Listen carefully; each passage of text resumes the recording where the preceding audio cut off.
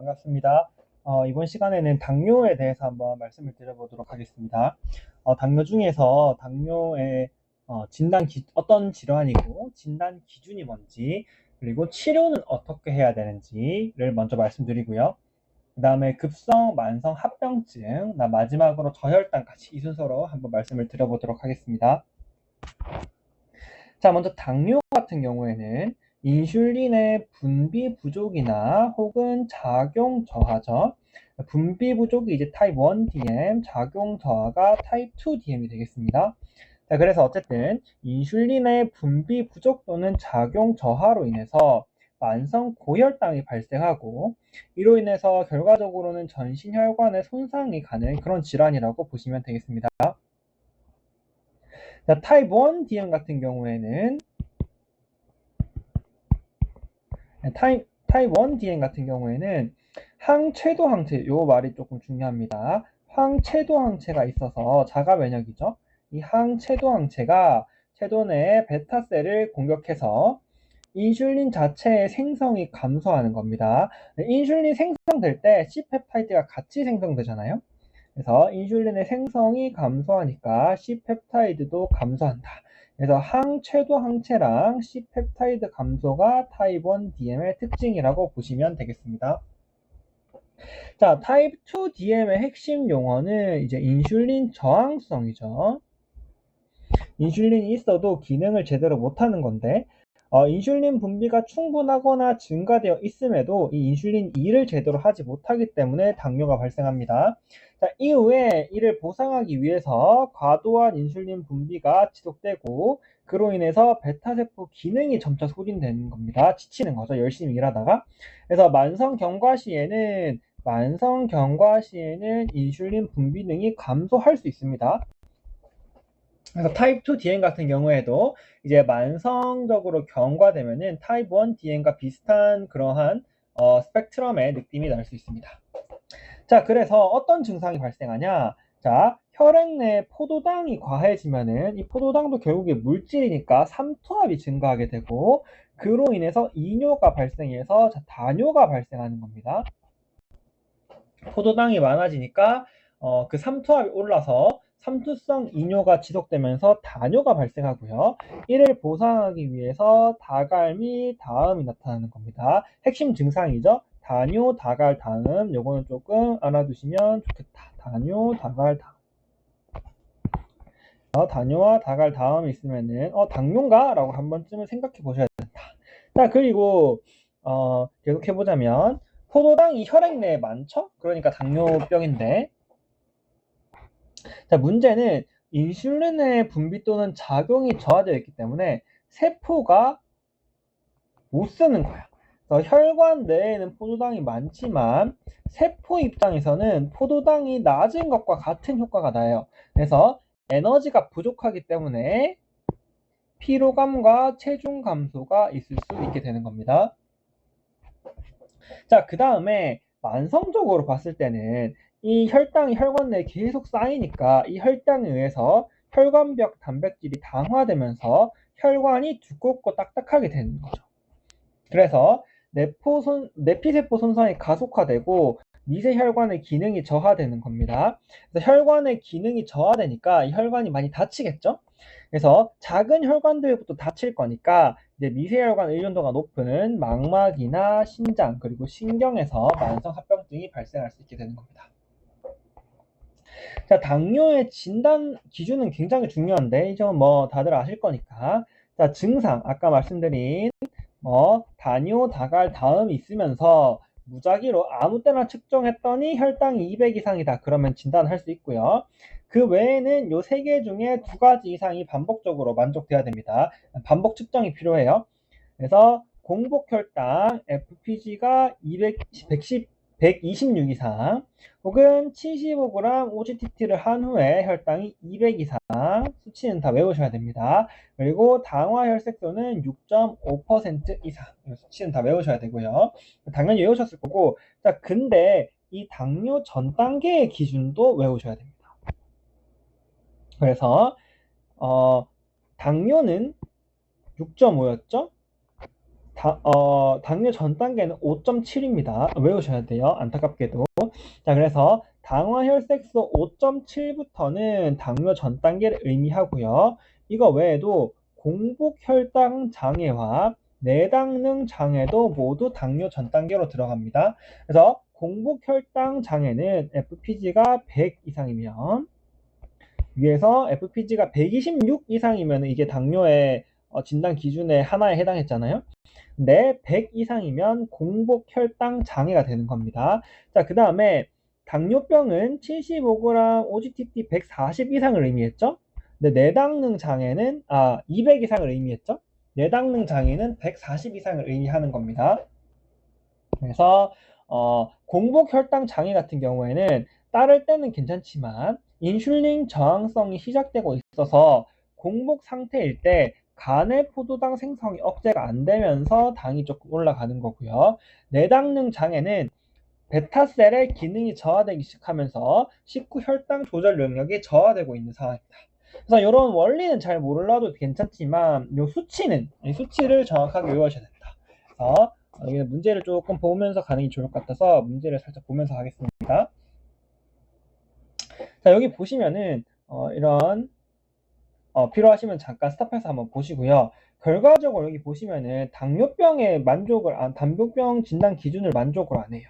그래서 200 이상이어야 되는데 만족 안 하고, 공복 혈당이 126 이상이어야 되는데 만족 안 하고, 당화혈색소도 6.5%가 안 되죠. 그래서 당뇨병은 아닌 걸 알 수 있고요. 자, 그 다음에 보시면은 이게 정상인가 아닌가를 위해서는 당뇨 전 단계의 기준을 아셔야겠다. 그래서 당화혈색소가 6.1이니까 당연히 전 단계는 그 정상은 아니겠죠? 그 5.7 이상이면 당뇨 전 단계니까. 그런데 그 중에 특히 얘는 정상은 아니니까 내당능 장애인지 공복 혈당 장애인지까지 맞추기를 바라는 거예요. 보시면 공복 포도당이 112로 126은 안 되지만 100 이상이죠. 그래서 얘는 공복 혈당 장애 이렇게 하시면 되겠다. 아시겠죠? 그 다음에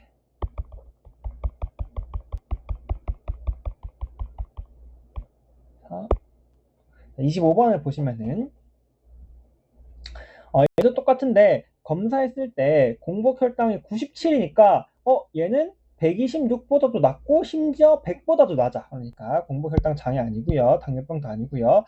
자, 그 다음에 OGTT 2시간 75g OGTT니까 2시간을 봤을 때 200은 안 되지만 140보다는 높네요. 그래서 얘가 내당능 장애 이렇게 되는 겁니다. 아시겠죠? 이런 식으로 문제를 푸셔야 되기 때문에 이런 수치를 조금 외우셔야겠다.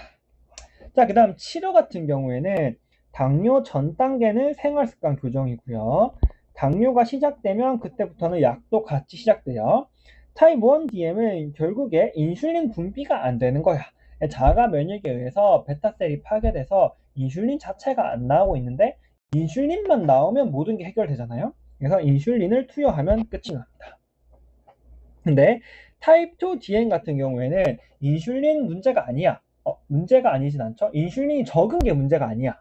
인슐린이 있지만 기능이 감소되어 있는 상태이기 때문에 작용을 제대로 못하는 거죠. 심지어 타입 2 DM 초기에는 인슐린이 증가되어 있을 수도 있어요. 그렇기 때문에 인슐린을 넣는 걸로 해결이 안 되고 경구 혈당 강화제를 투여를 해야 되는데요.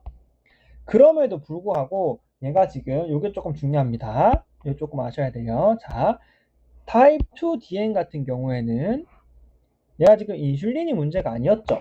그렇기 때문에 기본적으로는 경구혈당 강화제가 우선됩니다.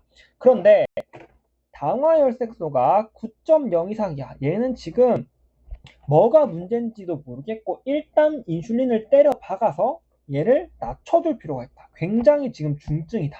그렇기 때문에 당화혈색소가 9.0 이상이면 원인을 파악하기 전에 무조건 인슐린부터 때려 박아야 됩니다.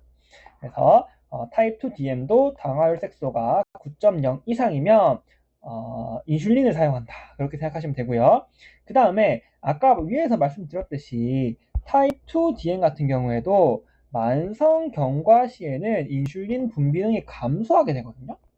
인슐린 분비이 감소하게 되면 당연히 C펩타이드도 감소하겠죠? 그래서 만약에 타입 2 DM인데 C펩타이드가 감소되어 있으면 그때도 인슐린을 투여합니다.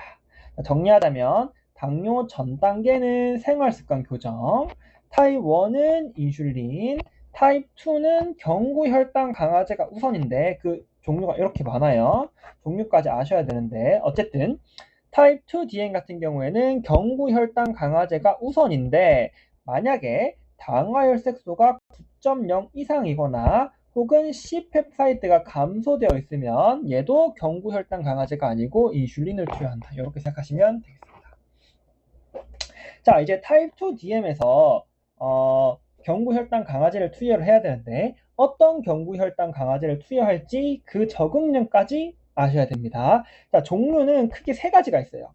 설포닐유리아가 있긴 한데 얘는 잘 모르셔도 되고요. 종류가 세 가지가 있다고 생각하시면 되겠어요. 메트포민, 그 다음에 SGL2 이니비터인데 우리는 한글도 알아야 되니까 소듐 글루코스 링크드 트랜스포터 2니까 소듐 포도당 공동체 수용체 2 억제제입니다.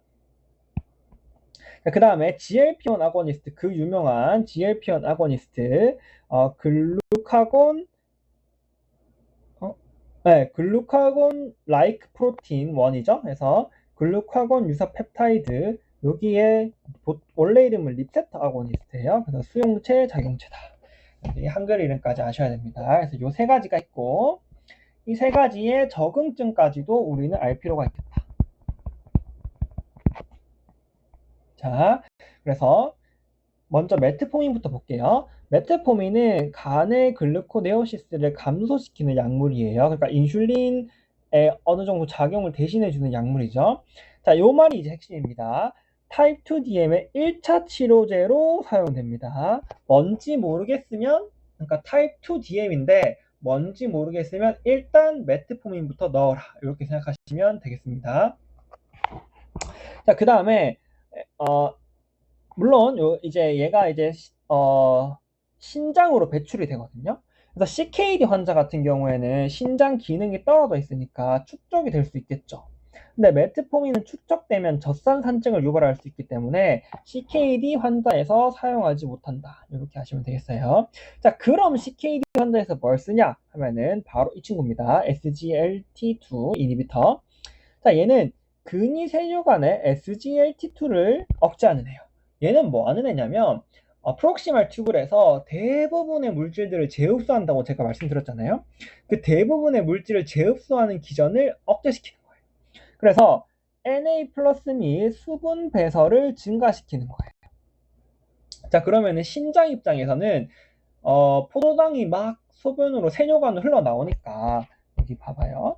여기 이렇게 자구체가 있고 뽀글바글 그다음에 이렇게 있을 때 여기서 막 포도당이 막 나와. 포도당이 막 너무 여과가 되니까 신장 입장에서는 여기 있는 SGLT2가 놀란 거야. 얘가 포도당이 왜 이렇게 많아 하고 미친 듯이 재흡수를 시키는 거예요. 포도당을. 그런데 SGLT2의 이 재흡수하는 힘의 원동력은 나트륨 재흡수였거든요. 그렇기 때문에 굉장히 많은 물과 나트륨이 이 포도당 때문에 재흡수가 되는 거예요. 그렇게 되면은 우리 몸에 물이 저류되겠죠? 그러면은 이 물을 다 내뿜어야 되는 심장에 무리가 가겠죠? 자, 그리고 얘를 미친 듯이 재흡수하다 보면은 신장에도 무리가 가겠죠? 그런데 자, 우리의 SGLT2 이니비터 이 친구는 얘를 억제해 버리잖아요. 그러니까 물이 저류가 안 되는 거죠.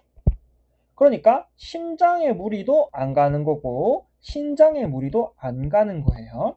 그래서 이 친구의 핵심은 뭐냐면 CKD, 신장이 아프거나 하트 페일리어, 심장이 아픈 환자에서 가장 선호된다고 보시면 되겠어요. 문제를 딱 봤는데 얘가 야, 얘 크레아틴이 조금 이상하다 이런 느낌이 드시거나 아니면은 딱 봤는데 야, 얘가 물이 좀 저류되어 있다. 심장이 조금 뭐가 안 좋은 애다. 이걸 느껴지시면은 SGLT2 이니비터를 사용하시면 되겠다.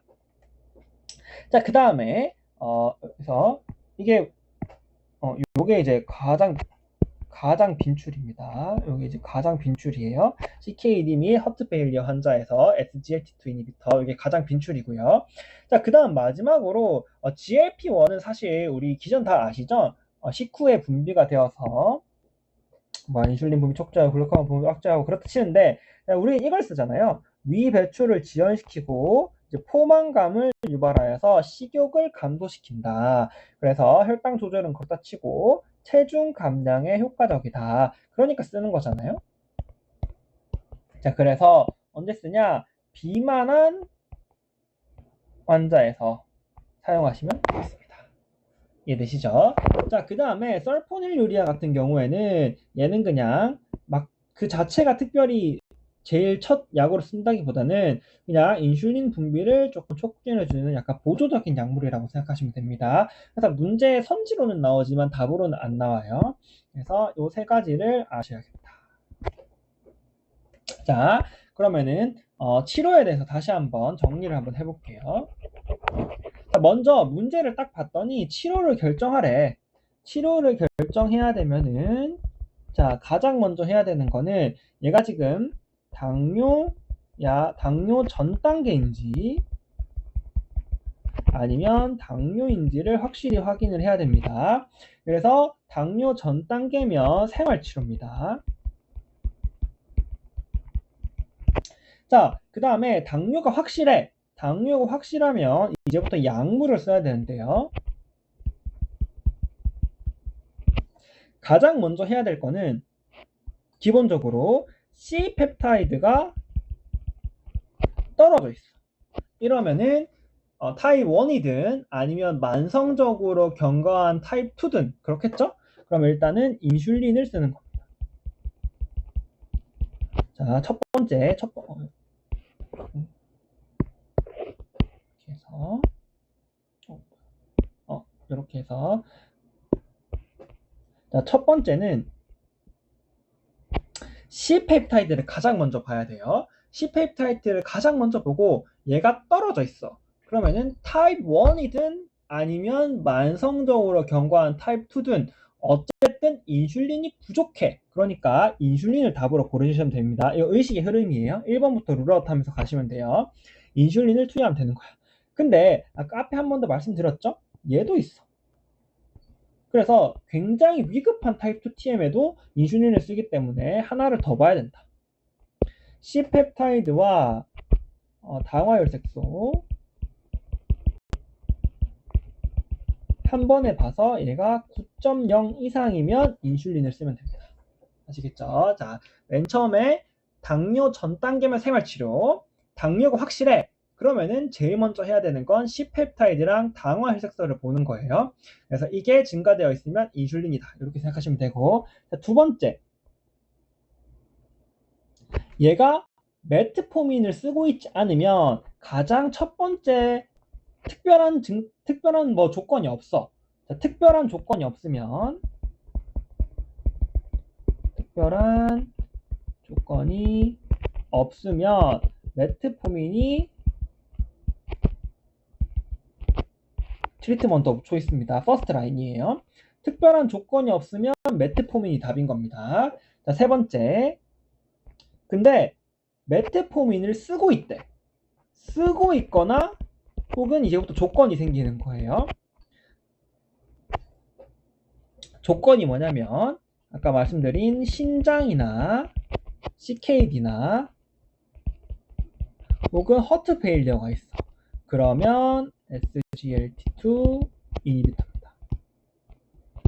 국시에는 여기까지예요. 국시에는 여기까지고 인종평에서 한번 나온 적이 있는데 뭐 아마 그 LDL이 높고 비만이 굉장히 심했어요. 그러면 이때는 GLP-1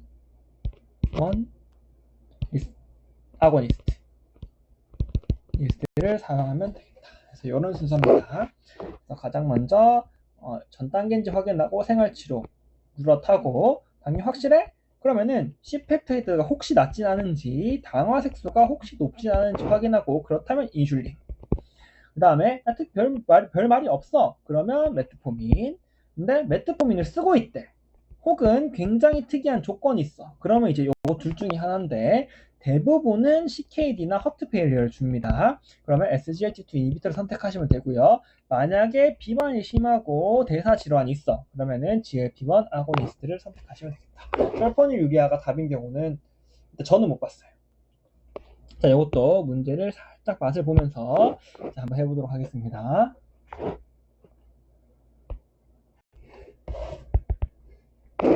자, 여기 보시면은 식후 2시간 포도당이 140 맞나요? 네, 140 이상인데 200은 안 되죠. 자, 그리고 당화혈 색소가 6.5는 안 되지만 5.7은 되는 겁니다. 그래서 얘는 당뇨 전 단계인 거죠. 그래서 치료는 하고 물어봤으니까 얘는 이렇게 하시면 되겠다. 생활습관 개선을 하시면 되겠습니다. 자, 그 다음에 이 문제를 보시면 얘도 이제 치료는 하고 물었죠. 그랬더니 이제 뭐 당뇨인 걸 확인했어요. 당뇨의 치료인 거죠. 그러니까 뭐 물론 피곤하고 갈증이 심해져서 이런 걸 보겠지만 멈춰놓고 천천히 보시고요. 자, 어쨌든 당뇨의 치료는 하고 물었어요. 그랬더니 야, 당화혈색소가 12.8이야? 얘는 9를 한참 넘었죠. 그리고 C펩타이드도 지금 굉장히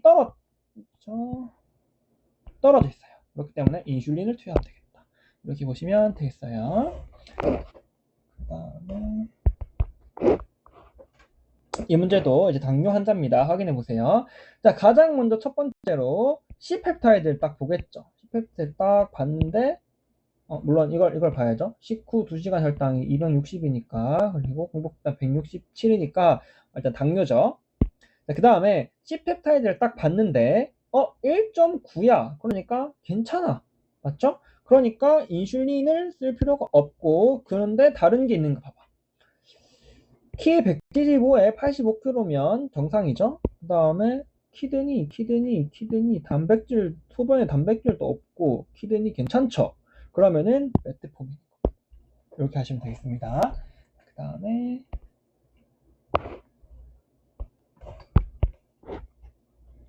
이것도 당뇨인데 얘는 메트포민을 복용 중이래요. 그 다음에 키랑 몸무게를 딱 봤는데 메트포민을 복용 중이고 키랑 몸무게 봤는데 큰 이상은 없어 보이고요.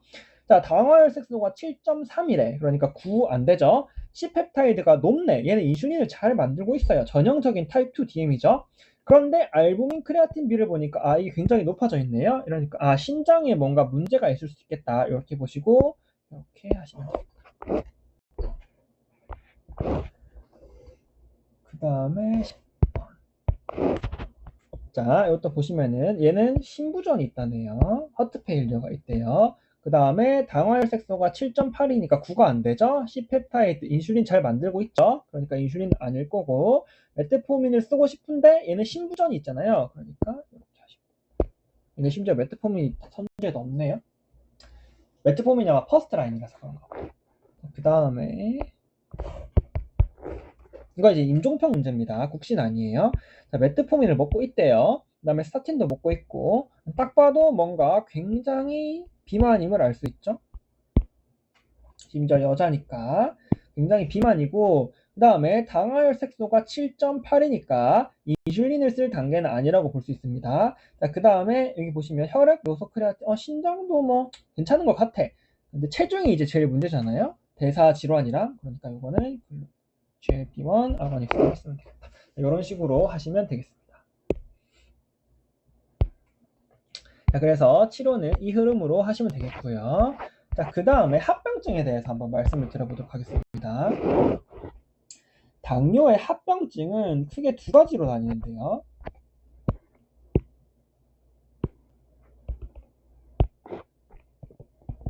당뇨의 합병증은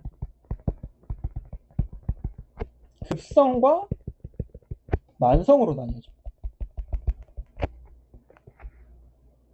자, 급성 같은 경우에는 순간적으로 혈당이 과도하게 오른 게 문제예요.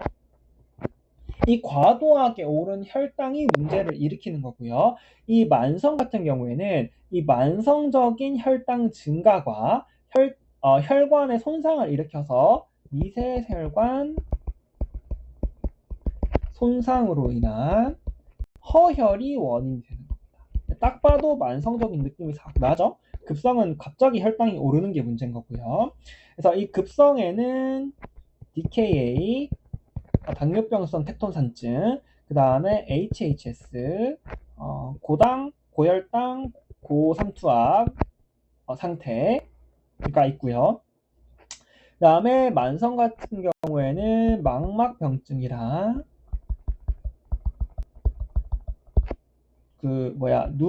망막 그리고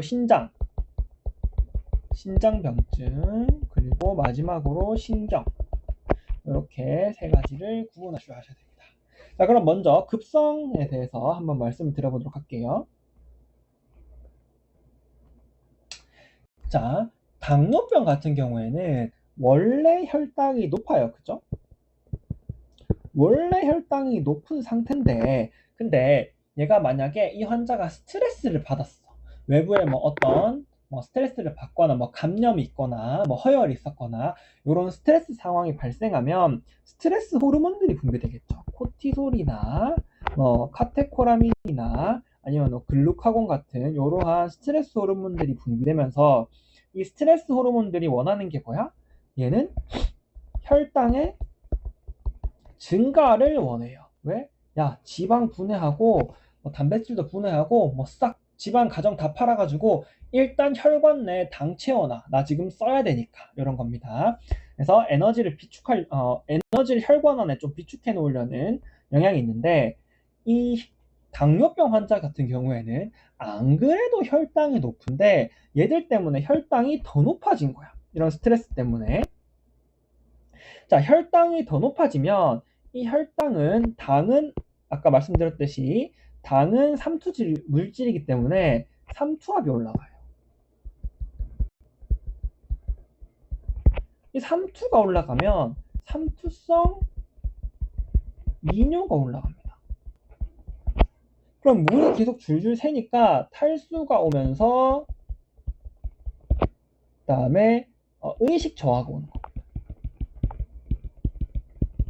알겠죠? 급성 합병증은 이 순서예요. 이러한 스트레스에 인해서 혈당이 급격하게 올라가면서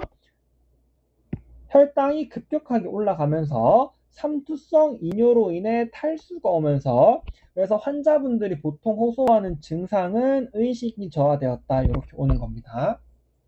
핵심은 혈당 증가로 인한 탈수가 문제인 거예요. 지금 급성 합병증에 대해서 말씀드리고 있는 거예요. 자, 그러면은 혈당이 올라가서 탈수가 온 게 문제인 거야. 그러면은 치료를 뭘 해야겠어요? 치료가 0.9% 노말 셀라인이 치료다. 이게 핵심입니다.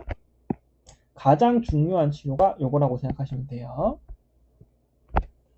그래서 만약에 당뇨의 급성 합병증이 보여. 당뇨가 있는 환자인데 혈당이 막 올라가 있고 혈당이 올라가 있고 의식이 저하돼 있어. 치료 뭐 할래라고 하면은 무조건 0.9% 노말셀라인입니다. 굉장히 중요합니다. 아시겠죠? 완전히 빈출이에요. 자, 그 다음에 지금부터는 그렇게 중요하지 않지만, 자, 추가적인 치료로 지금 혈당이 올라 있잖아요. 그래서 인슐린을 넣어주면 좋겠어. 자, 그런데 얘가 지금 삼투성 이뇨란 말은 프린시팔 셀이 일을 많이 한다는 얘기고, 얘는 나트륨을 일을 못한다는 얘기. 네?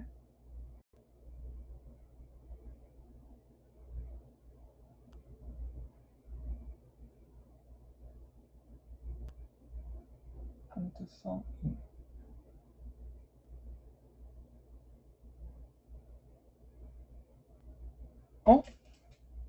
잠시만요.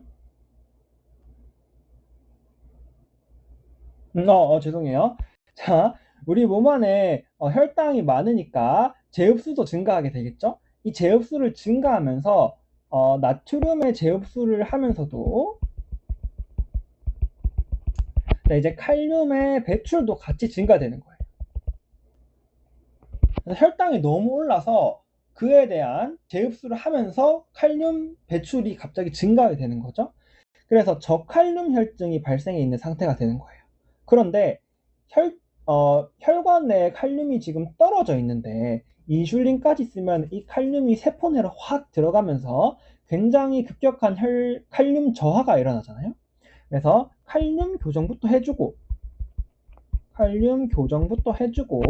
그 다음에 인슐린을 투여하겠다. 이렇게 생각하시면 되겠습니다.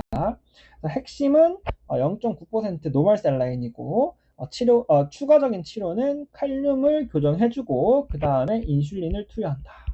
이렇게 생각하시면 되겠습니다. 자, 그 다음에 근데 이거를 크게는 이렇게 하나의 급성 합병증으로 분류하지만 세부적으로 두 가지 종류로 나눕니다. 뭐냐면 당뇨병성 케톤산증 DKA죠.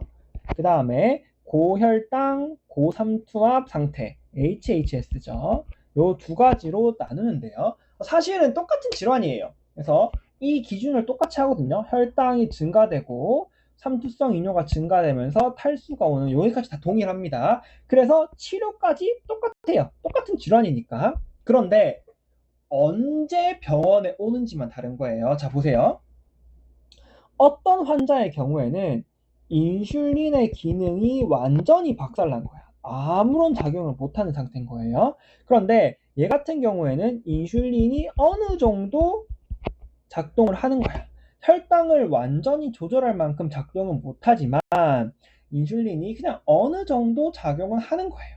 자, 그런데 그러면은 인슐린이 아예 작용을 못하니까 지금 위에 이런 스트레스 호르몬들이 막 분비되면은 지방을 분해하잖아요. 이 지방을 분해하면서 케톤이 막 나오는 상태인 거예요. 그런데 이 경우에는 인슐린이 어느 정도 작동을 하기 때문에 이 지방 분해를 있긴 있지만 최대한 억누를 수 있는 겁니다. 그래서 막 케톤이 막 뿜어나와가지고 케톤이 있긴 있어요. 하지만 케톤이 막 나와가지고 큰 문제를 일으킬 만큼은 아닌 거야. 인슐린이 이 정도를 억누를 정도는 되는 거예요. 그래서 얘 같은 경우는 케톤이 막 4 플러스 이렇게 나와. 근데 얘 같은 경우에는 뭐 플러스 정도 이렇게 나올 수 있는 거예요. 이해되시죠? 그래서 한 친구는 인슐린이 아예 박살나서 지방이 굉장히 많이 분해되면서 케톤이 펑펑 쏟아져 나오고 있는 상태인 거고요. 한쪽은 인슐린이 어느 정도 기능을 해서 이 지방 분해를 최대한 억누르고 있는 거다. 그래서 케톤도 최대한 억누르고 있는 거다. 나오긴 나오지만 이 상태인 거예요. 자, 그러면은 이 케톤이 막 증가하니까 환자가 증상을 빠르게 느껴요. 구토, 오심, 복통 이러한 증상을 빠르게 느끼는 거예요. 그런데 얘 같은 경우에는 증상이 없는 겁니다. 그래서 이 당뇨병성 케톤산증 경우에는 이 상태에서 바로 병원에 오는 거예요. 그러니까 혈당을 계속 혈당 높여 하잖아요 지금. 그러니까 얘가 지금 혈당을 막 높인 거야. 그래서 한 300 정도, 300 전후쯤 됐을 때 혈당이 벌써 케톤이 너무 많이 튀어나와가지고 환자가 구토나 오심, 복통 중에 증상을 느끼고 병원에 빨리 온 거야. 이해되시죠? 그러니까 오히려 웃긴 게 오히려 인슐린의 기능이 너무 없어서 케톤이 펑펑 쏟아져서 증상을 빨리 느껴서 혈당이 미쳐 다 오르기도 전에 바로 병원에 오는 거예요. 요게 케톤산증입니다. 당뇨병에서 케톤산증이에요. 자, 고혈당, 고삼투압 상태는 뭐냐면 얘는 어느 정도 기능이 있으니까 혈당이 한 300 정도 가지고는 증상이 없어. 케톤이 없잖아요. 조금 있을 수 있지만 증상이 없잖아요. 그러니까 버티는 거야. 그래서 혈당이 계속 오르는 거지. 막 혈당이 600 이상, 보통 진단 기준을 600 이상이라고 보통 표현합니다. 600 이상이 돼서 의식이 떨어지기 시작해야 그때부터 병원에 오는 거예요. 아시겠죠? 그래서 이 상태가 되면은 혈당이 너무 높으니까 삼투압도 너무 높겠죠? 그래서 고혈당, 고삼투압 상태다 이렇게 부르는 겁니다. 그래서 만약에 예를 들어 DKA 환자야. 근데 이 환자가 케톤이 막 뿜어져 나오는데 병원을 못 왔어. 뭐 산골일 수도 있잖아요. 병원을 못 왔어. 그러면 케톤도 있으면서 혈당도 삼투압도 막 오른 상태로 올 수도 있는 거예요. 그래서 케톤 산증인데 삼투압이 막 1000이야. 있을 수 있는 거예요. 병원에 안 오면 그냥 그렇게 되는 겁니다. 그래서 차이는 뭐냐? 얘는 병원에 빨리 온 거고 얘는 상태가 최악이 될 때까지 병원에 안 온 거다. 이렇게 생각하시면 되겠습니다.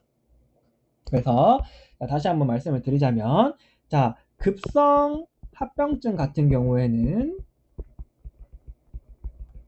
이러한 스트레스를 받으면서 발생한 스트레스 호르몬들이 혈당을 자꾸 올리자고 요구를 하는 거예요. 혈당을 자꾸 올리자고 요구하는 거니까 그 때문에 탈수가 생겨서 의식 저하가 온 거다. 그래서 탈수를 해결하기 위해서 0.9% 노말 셀라인을 줘야 되고 종류는 두 가지가 있는데 개박살 나서 케톤이 펑펑 쏟아져 나오는 당뇨병성 케톤 산증이 있고 어느 정도 괜찮아서 케톤이 한 뭐 플러스 정도 적게 나오면서 증상이 상태가 최악이 돼서 완전 고혈당, 완전 고삼투압 상태까지 버티다가 병원에 오는 게 HHS다. 이렇게 생각하시면 되겠습니다. 치료는 이게 똑같고요. 핵심은 무조건 이거고요. 시험은 이것만 나옵니다. 자, 그런데 차이가 있다면 당뇨병성 케톤 산증 같은 경우에는 케톤을 무조건 없애줘야 되거든요. 케톤이 다 없어질 때까지 지방 대사를 최대한 억눌러 줘야 돼요. 안 중요합니다. 지금부터는 지방 대사를 최대한 억눌러 줘야 되기 때문에 당연히 치료는 0.9NS고요. 거기에 칼륨 교정하고 똑같아요. 여기까지는. 그리고 인슐린까지 똑같은데 얘도 똑같아요. 여기까지는. 그런데 얘 같은 경우에는 혈당이 충분히 교정되었음에도 불구하고 케톤이 남아있을 수 있잖아요. 그럼 이 케톤을 다 없앨 때까지 지방 대사를 억눌러 줄 필요가 있는 거예요. 그러니까 당은 이미 다 조절이 됐지만 인슐린이 계속 필요한 겁니다. 그래서 인슐린을 투여하면 혈당이 계속 떨어지잖아요. 그러니까 혈당이 정상이 되고 이후에는 덱스트로스를 조금 넣어줄 필요가 있겠다. 이렇게 생각하시면 됩니다. 얘는 그냥 인슐린까지만 필요한 거고요. 그렇게 중요하지 않습니다. 치료는 어쨌든 요거다. 요게 중요하다. 이렇게 보시면 되겠습니다. 자, 문제의 접근은 굉장히 간단해요. 문제의 접근은 어떤 식으로 푸시면 되냐면 문제를 보면서 한번 할까요?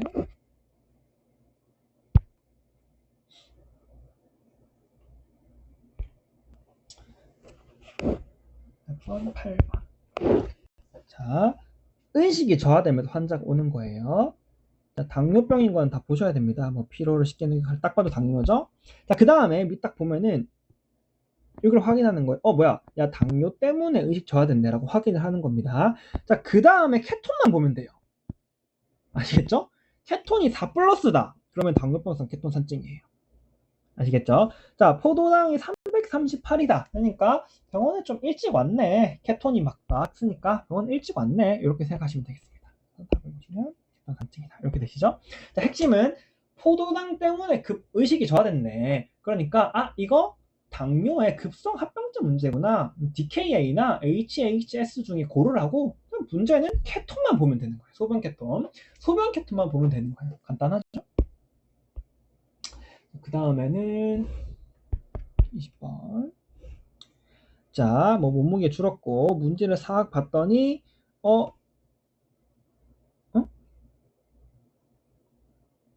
이게 아닌데?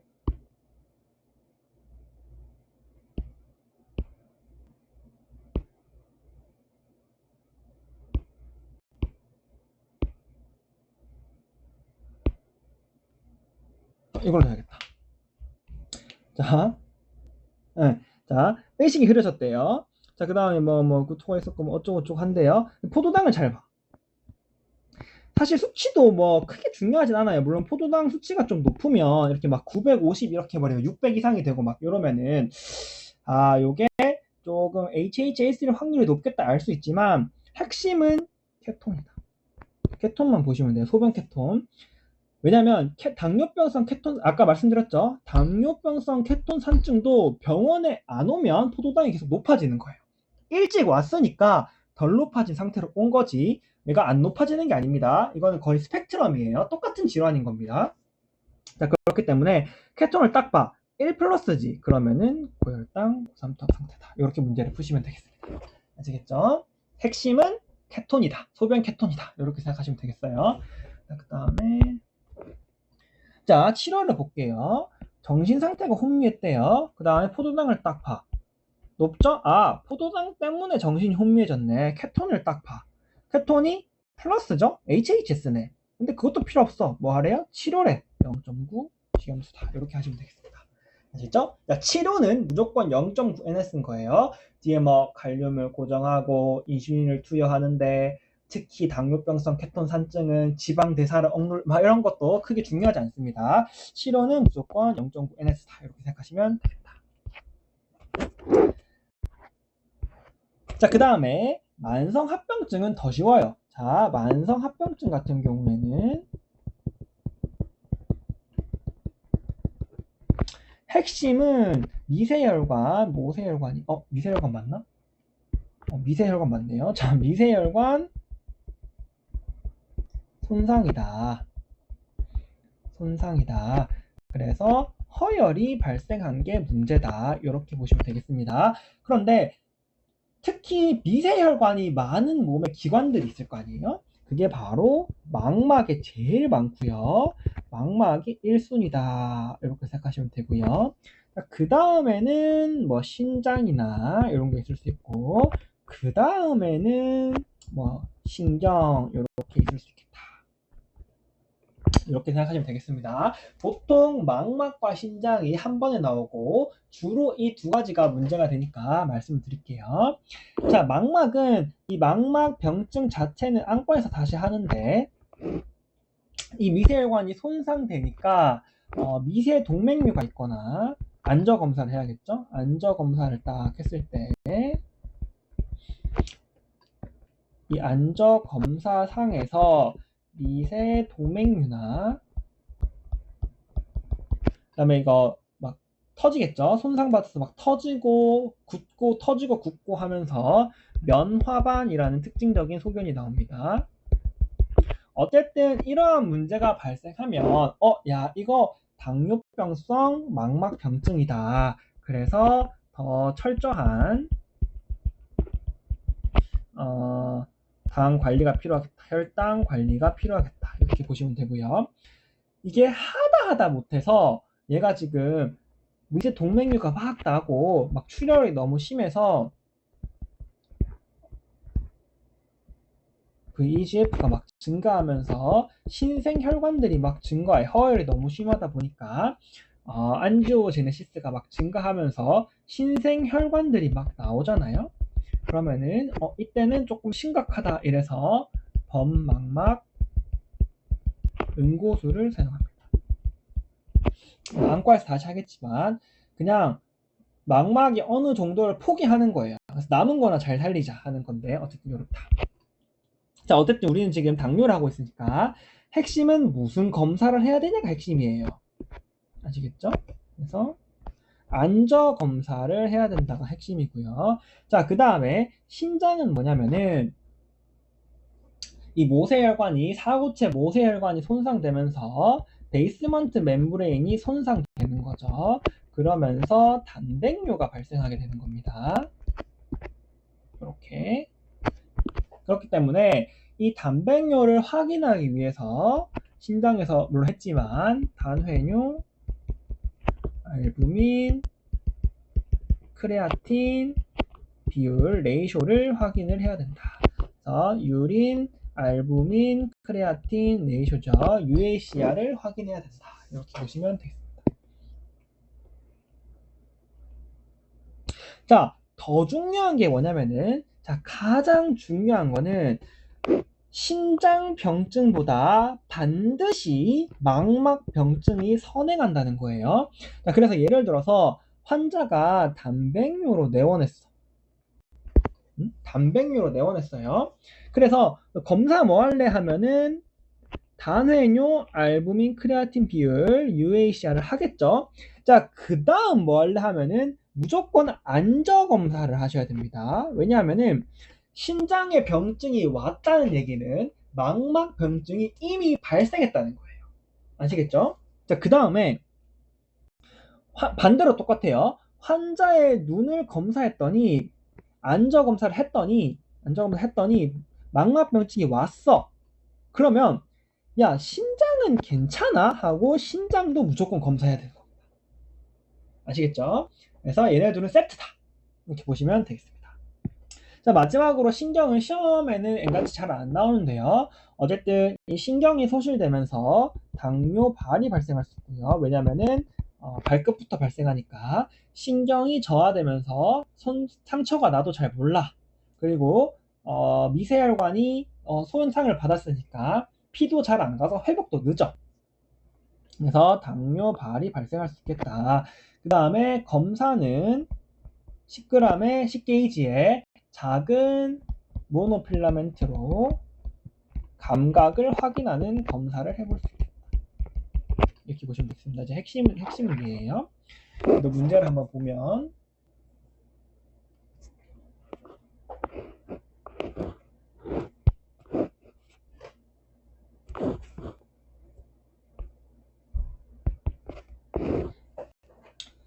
자, 안저 검사에서 면화점이 보였죠? 뭐 이상하죠? 다음 검사는 뭐 할 거야? 라고 물으면은 다음 검사 뭐 할 거냐 물으면은 단해뇨 알부민 크레아틴 B를 확인하겠다. 망막병증이 있으면 혹시나 신장병증은 없나? 하고 확인할 필요가 있다는 겁니다. 자, 그 다음에 여기도 자 당뇨병이 있네요. 그 다음에 소변에서 막 단백질이 막 나오고 있죠. 그 다음에 24시간 단백질도 했죠. 이거 뭐야? UACR이잖아요. UACR이 사실 이걸 대처하기 위한 거잖아요. 어쨌든 이러면은 야 당뇨병성 아니야? 를 한번 의심해 볼 수 있는 거죠. 확인해 보려면 안저 검사를 해야겠다.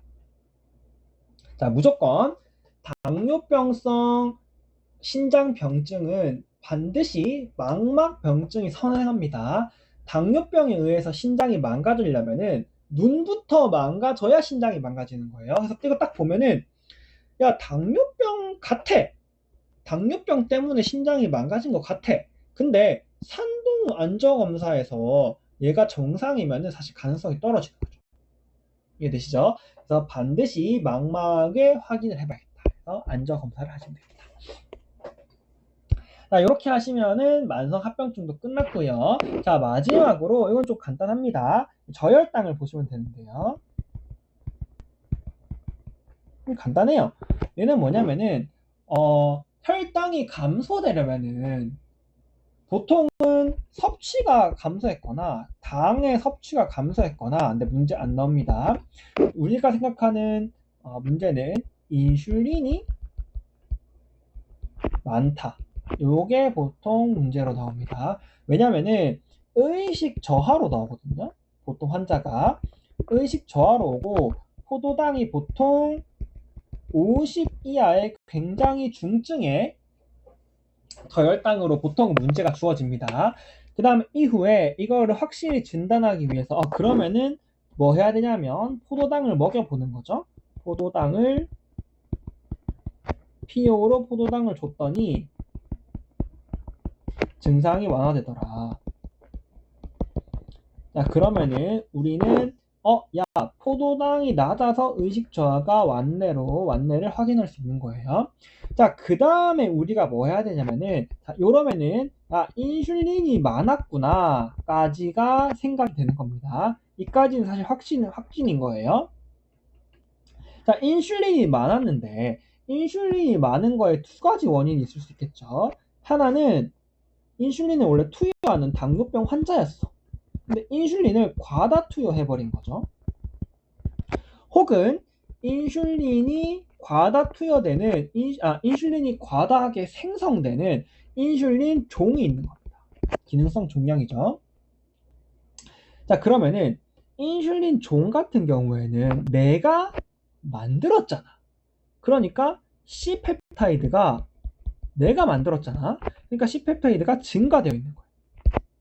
인슐린 과다 투여는 얘는 인슐린을 못 만드니까 넣었을 거 아니야. 그럼 과다 투여를 했든 뭐 했든 내가 만들었어, 안 만들었어? 안 만들었으니까 C펩타이드가 낮은 거야. 아시겠죠? 자, 그럼 끝이에요. 그래서 자, 포도당이 낮고 인식 저하돼 있어. 포도당 줬더니 증상이 완화됐네? 그럼 인슐린 문제야. 그러면은 뭐만 확인하면 되겠어요? C펩타이드만 확인하면 돼요. 그래서 C펩타이드가 낮아. 그럼 과다투여고요. C펩타이드가 높아. 내가 만들었네? 그럼 인슐린 종이겠죠. 자, 그러면은 인슐린 종이면은 과다투여면은 뭐 좀 적게 투여하세요 하면 되고, 인슐린 종이면은 췌장을 CT를 찍어 봐야겠죠. 복부 CT를 찍어 봐야 되겠죠. 그 다음에 확인되면 수술적 절제를 하시면 되겠다. 이렇게 보시면 되겠습니다. 이거 문제 안 풀게요. 간단하게 그냥 하시면 됩니다. 자, 그 다음에 진짜 마지막으로 또한 하나의 현상만 확인하고 마치도록 하겠습니다. 자, 소모기 현상이라는 게 있는데요. 소모기는 사람 이름입니다. 얘는 뭐냐면, 자, 당뇨병 환자예요. 그래서 인슐린을 투여하는 당뇨병 환자인 거예요. 그런데 취침 전, 자기 전에 인슐린을 조금 용량이 과했던 거야. 그래서 용량이 과하다 보니까 이 혈당 그래프예요. 여기가 한 3am 3시쯤 됐어. 자기 전에 혈당이 높았겠죠. 그러니까 투여를 딱 했어. 그러니까 좀 과했던 거지. 혈당이 쭉 떨어져. 한 3시쯤 제일 밑을 찍는 거예요. 그래서 여기서 약간 저혈당 같은 증상들이 발생하는 거예요. 그래서 약간 식은땀이나 두근거림 이런 증상이 있고요. 혹은 악몽을 꿀 수도 있어. 어쨌든 이러한 증상들로 자꾸 잠에서 깨. 자, 그 다음에 지금 3시에 혈당이 너무 낮잖아요. 그러니까 우리 몸에서 야, 이거 안 되겠다. 혈당이 좀 높일 필요가 있겠다 하고 혈당을 다시 높여버립니다. 이렇게. 그래서 아침에 봤을 때는 이 3am에서 혈당이 낮은 거에 대한 반동으로 아침에는 다시 혈당이 올라가는 이 현상을 소모기 현상이라고 말하고요. 핵심은 3시쯤 낮아서 혈당이 너무 낮아서 취침 전 인슐린이 과했던 거죠. 취침 전 너무 많이 투여했으니까 3시쯤 쭉 내려가다가 3시쯤 제일 낮아지는 거예요. 그 다음에 그 반동성으로 아침에 조금 혈당이 높아지는 이러한 현상인데요. 증상은 이렇게 요거를 확인하고 해결 방법은 증상은 이거고 진단은 혈당을 연속 혈당 측정. 요 그래프가 확인되면 그래프가 이렇게 확인되면 진단할 수 있겠죠. 연속 혈당 측정을 해봐야 되고요. 혹은 사실 3시만 확인해도 돼. 3시랑 아침만 확인하면 되는데 아침은 보통 확인할 거니까 3시만 확인하면 돼요. 그래서 3am 혈당 측정도 상관없습니다. 이해되시죠? 치료는 취침 전 인슐린이 과했잖아요. 이거 조금 줄이면 된다. 이렇게 보시면 되겠습니다. 자, 요거랑 비슷한데 조금 다른 게 이제 새벽 현상이라는 거예요. 시험에 안 나옵니다. 얘는 나와요. 새벽 현상이 있는데 얘는 뭐냐면 아침에 혈당이 높은 거야. 아침에 혈당이 높은데 3시에도 혈당이 높은 거야. 이게 무슨 말이야? 야, 너 그냥 인슐린 투여가 부족했던 거죠. 인슐린 투여가 좀 부족했던 거야. 그래서 싹 떨어져야 되는데 안 떨어지고 그냥 계속 높은 거예요. 재미가 없죠? 그래서 안 나옵니다. 어쨌든 이 차이가 있다. 문제를 간단하게 보자면은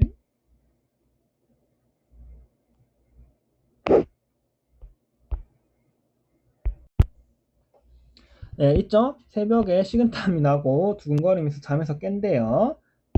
또 여러 개 있거든요. 확인해 보시면 다 보통 이래요. 새벽에 뭐 어쩌고 합니다.